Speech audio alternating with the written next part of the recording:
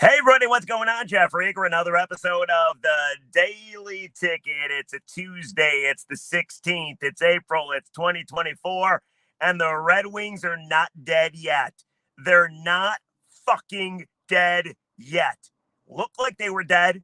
Looked like they were over. In fact, if you were a Red Wings fan, you were probably pretty furious with the way they started this hockey game. They end up winning 5-4. I'm actually sitting outside Little Caesars Arena, sixth floor of the parking structure. I was able to attend the game as a fan. For the first time all season long, I went as a fan, and man, did I pick a great fucking game to go to. It's impossible not to be fired up if you were in that building today. Unreal victory. I mean, this goes down as a top 10 live sporting event for me. It was sensational, but it wasn't always. I mean, the Wings were down 4-1 at one point. First period, Gallagher scores 4:25 in. Barron scores 6:15 in. Wings were down 2-0 like that. I would snap, but I'm holding up the iPad with my other hand, and the mic's in this hand. They were down 2-0. Game over. Bye. But they do this every game. Like, would it be too much to ask if they actually just blew a team out? Go back to the game on Saturday. They jump out to that 4-1 lead against the Maple Leafs in Toronto. Next thing you know, they got to go to overtime and win it at OT. So the Wings are down 2-0. Then JT Compher gets his 18th of the season, first of the game in the first period. So it's 2-1. 2-1 after one period. First intermission happens. I'm checking the Tigers score. They don't score a single run against the Rangers. I told you the offense is going to blow. Then the second period, it gets going. Harvey Pinard scores. Makes it 3-1. Gallagher scores again. Makes it 4-1. And there was this, it was a blowout. It was a house of horrors in there. You could hear a pin drop. People were so pissed, and they had every right to be. I mean, you're talking about the fifth worst team in hockey, the Montreal Canadiens, up 4-1 in the biggest game of the season. And yes, I know we said the biggest game of the season like 1,000 times already. Not to mention, there were so many Montreal fans here, so many Habs fans cheering their ass off, wanted to wreck Detroit's season so bad. I mean, there was this one dude sitting in front of me, very nice individual. But he was talking about how good Ben Sherratt was when he was a Canadian and how bad he is now. And three Wings fans yelled out in unison, "You want him back?" He was talking about how good Jeff Petrie was in Montreal, how bad he is now. I mean, this guy was having the time of his life. He was so happy. He claimed that the Wings were his second favorite team, but his first favorite team was kicking their ass. They were up 4-1. Then a funny thing happened. The Wings came back. You thought they were dead. You were good with the season being over. You try to get out, but they suck you the fuck back in. I don't know why I need to swear so much. So, third period gets going. JT Compher scored at the end of the second period, second of the game. So it's 4-2. 2-goal game. Wings are very good in the third period all season long, especially coming back from deficits. The Montreal Canadiens stink. They've taken the lead in 9 games. Their last 9 games, they've blown the lead in all of them. I learned that from the Montreal Canadiens fan. He was rather upset about it because he predicted that it was going to happen again. Third period got going. And it was all Montreal early on. Weird. It's bizarre. First, 7-8 minutes of the third 20 minutes, you're talking pucks in the offensive zone.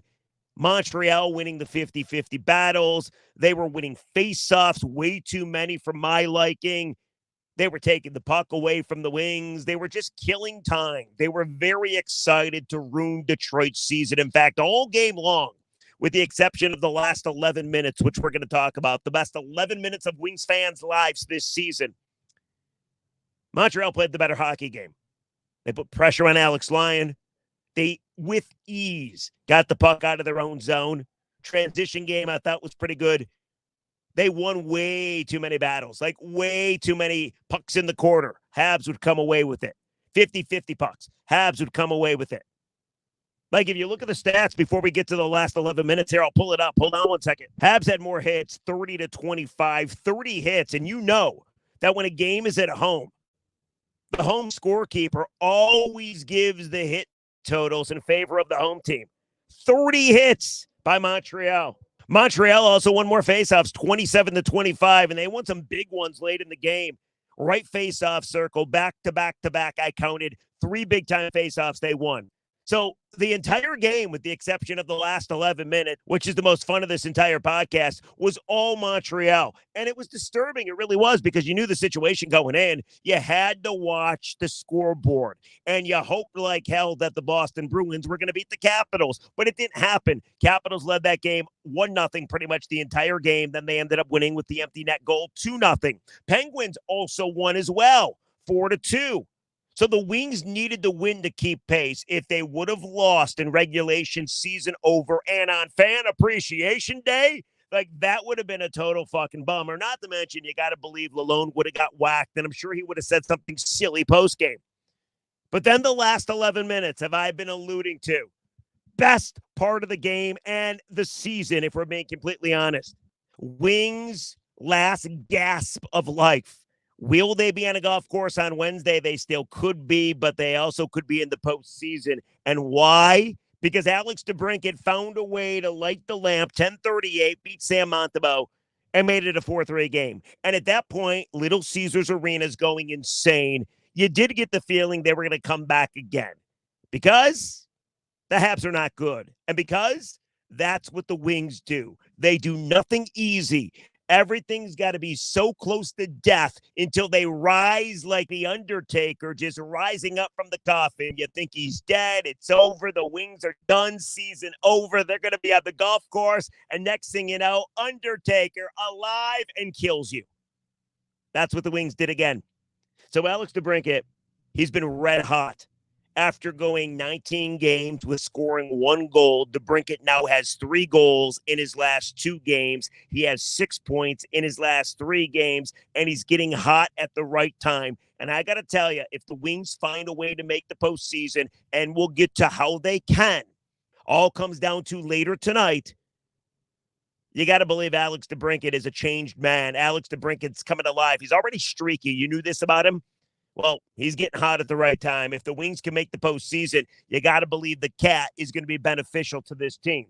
So DeBrincat scores at 10:38. It's 4-3. And for the longest time, it did seem like the Wings were going to score and score and score until they did not. So they pulled Alex Lyon. They get the extra attacker, need a goal to tie it, season on the line. Everybody knows Washington is either winning or has already won. Everybody at Little Caesars is on their feet. And what happened? Octopus at a commercial break on the ice. And then you know what happened?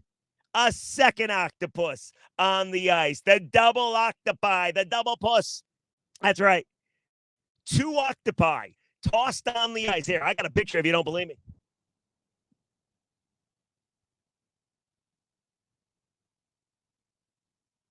If you happen to be watching this on YouTube, you just saw the octopi. If you happen to be listening to it, go over to YouTube if you want to see the octopi on the ice. I do appreciate you listening and watching, in case I haven't said it already. I'm a little bit fired up. So you got 2 octopi on the ice. They both get scraped up. They both get taken off the ice, Al Sabatka style. And then what happened with the extra attacker? Time running out on the Red Wings. Lucas Raymond, how good has that dude been of late? The answer is unreal. Let Ken Kale tell you what happened. Now here's Larkin. Nagasta spare to Perron, left face-off circle. Red Wings dangerous. Down low it comes. Left circle. Raymond in front. Score! Woo! Lucas Raymond ties it up. 1:17 to go in regulation with a goaltender pulled, and it's 4-4. All right, so you know the deal. The Wings at least needed to get 1 point 1 point to keep themselves alive, but 2 points would be so much better. And with the Capitals having already won, you really needed to get that second point in the extra session because Raymond scored at 18:43, meaning there was 1 minute and 17 seconds left, which means that game was destined for overtime. So the game goes to overtime and it's back and forth, and the Wings must have hit like 7 posts. I'm not even kidding. 2 crossbars, 5 posts. I mean, they were really peppering the netminder for the Habs. They really were Montreal, but they couldn't beat him. And I'm thinking to myself, fuck, this thing's going to a shootout. The great equalizer. You don't know what's going to happen in a shootout. I feel the Red Wings never win shootout. I got to fact check that statement, but it does feel like the Red Wings don't win shootouts. So I'm standing there. Everybody's standing. The place is loud as hell. There's a Let's Go Red Wing chant going. Let's go Red Wings. I mean, my God, the place was so electric. And the entire time I'm just thinking playoff hockey would be even better than this. So with 25 seconds left to go in the extra session, Wings needing that extra point. Washington already having won. What happened? Take a listen. Gostisbehere hands it back. Now to Brinket. Over the blue line to Dylan Larkin. Now to Raymond. He shoots. He scores! Oh my goodness! Lucas Raymond wins the game for Detroit in overtime. Final score, Red Wings 5, Montreal 4, and Lucas Raymond has done it again. All right, so first of all, Ken Cahill is amazing. Ken Cahill in those calls, Paul Wood's there too. These guys are the best. What great calls by Kenny right there, especially that second one. He couldn't believe what he saw, and the Wings find a way to get 2 points. Unreal call by Ken Cahill. Unreal hockey game by the Red Wings, and after starting slow and being down 4-1 and making everybody believe that this is how it's going to end, they come rallying back once again like they've done all season long, and you just can't kill them. I now think the Wings are going to make the postseason because they refuse to die. They don't die. You can put bullet after bullet after bullet after bullet in them, and all they do is get up and kill you. It's amazing. Yes, I understand the 7-game skid where they couldn't beat the Coyotes and they couldn't beat the Sabres. I totally get it. They haven't played great hockey down the stretch here. I think their last, 22 games, they're 7-15, I believe.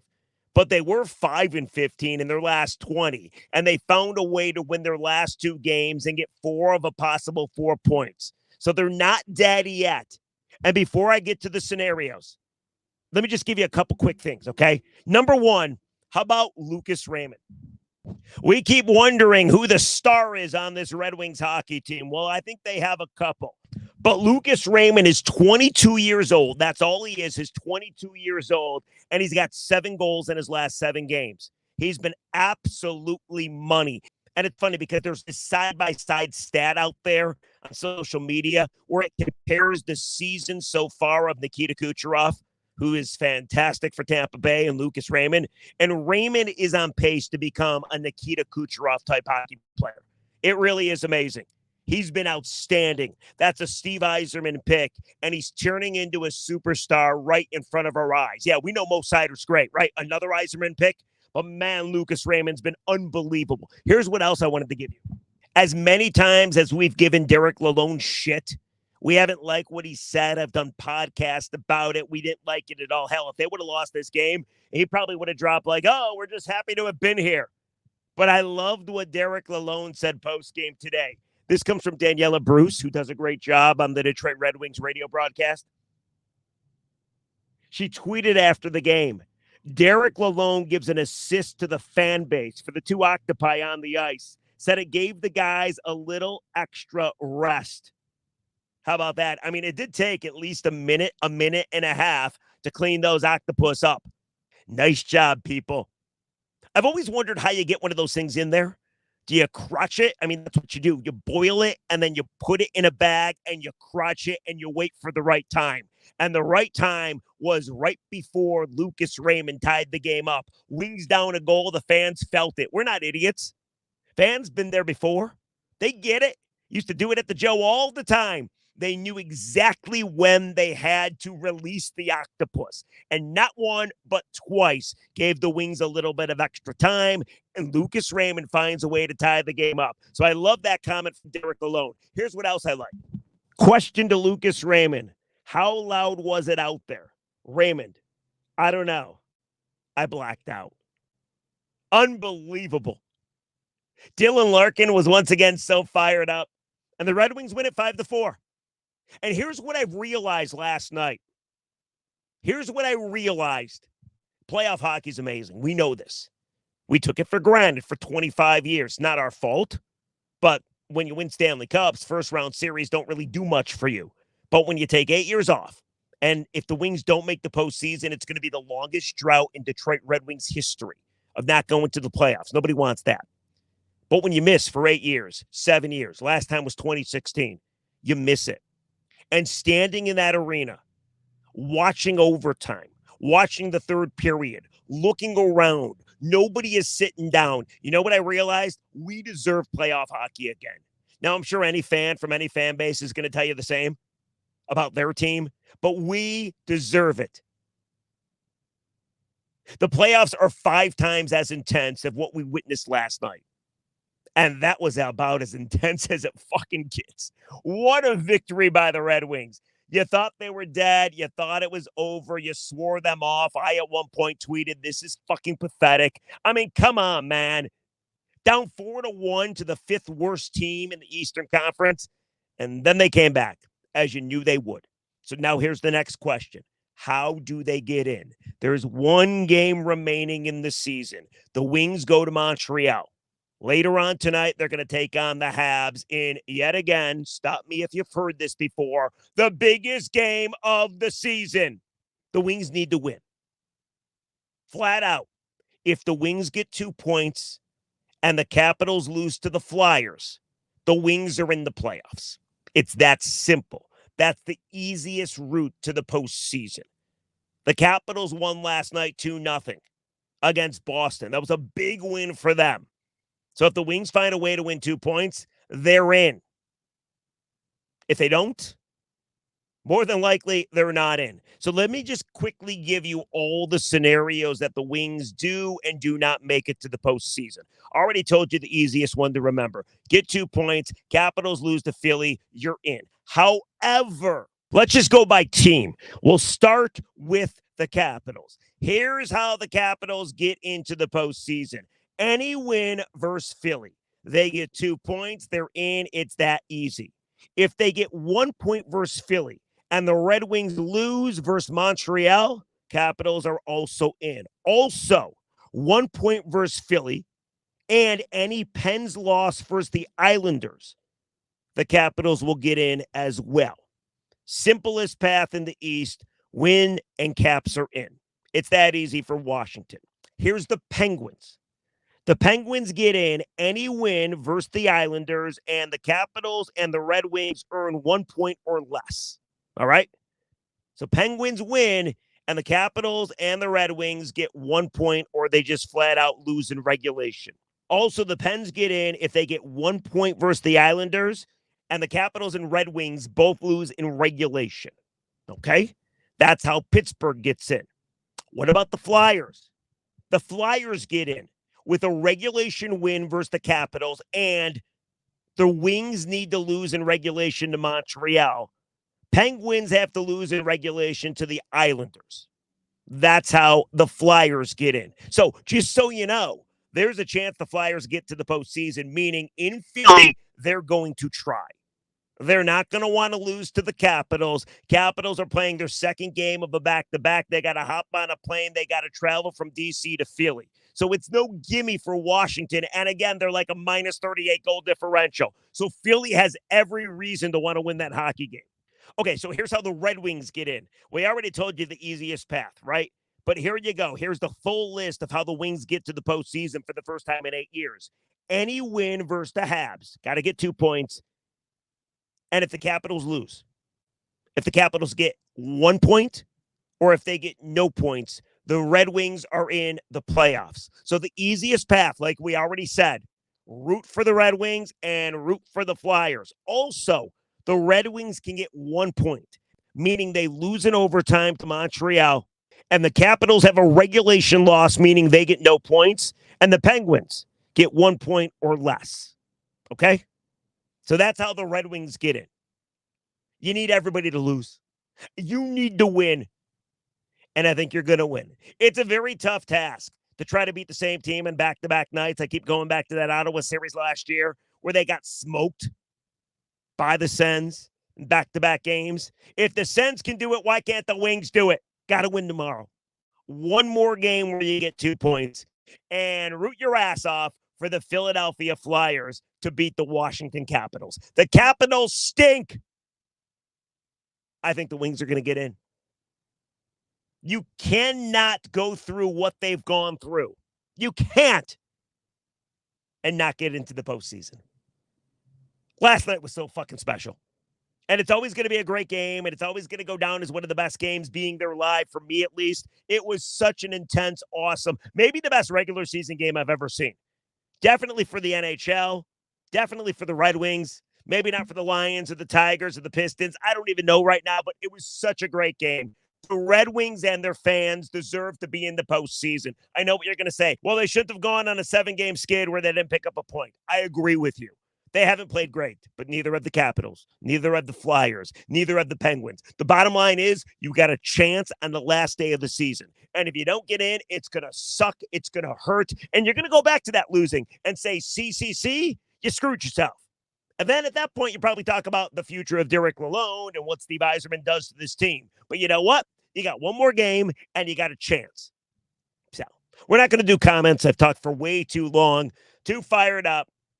But as always, I appreciate you guys watching and listening to the Daily Ticket. If you could be so kind to review and like and follow and all that good stuff. Anyway, that's going to do it.